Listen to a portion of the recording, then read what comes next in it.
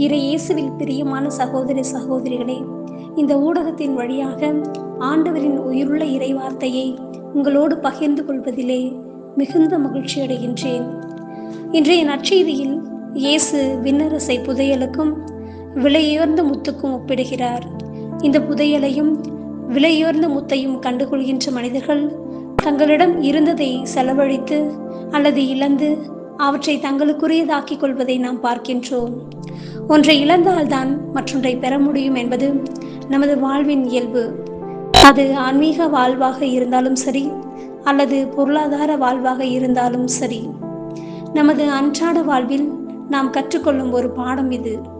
இந்த சூழ்நிலையில் நாம் எதை இழக்க வேண்டும், எதை பெற்றுக்கொள்ள வேண்டும்? நம்மிடையே இருக்கின்ற ஒரு சில அவசியமற்றவைகளை துறந்து அவசியமானதை தேட வேண்டும்.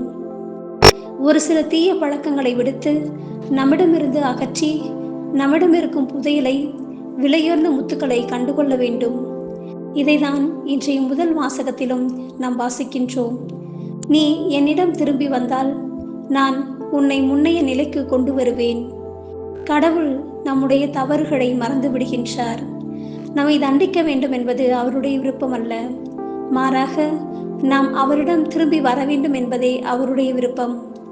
விண்ணரசு என்று சொன்னால் கடவுளின் விருப்பத்திற்கு ஏற்ப செயல்படுவது. இன்று நாம் நினைவு கூறும் புனித லோயோலா இஞ்ஞாசியாரை போன்று நாமும் தேவையல்லாதவற்றை தவிர்த்து நம்மிடையே இருக்கும் புதையலை கண்டுகொண்டு அதன் மூலம் பிறருக்கு பயனளிக்க வேண்டும். இன்று அவர் தோற்றுவித்த இயேசு சபை உலகம் முழுவதும் பரவி பல விலையுயர்ந்த முத்துக்களாக மாறியிருக்கிறது. நமது வாழ்வை சற்று அலசி பார்ப்போம்.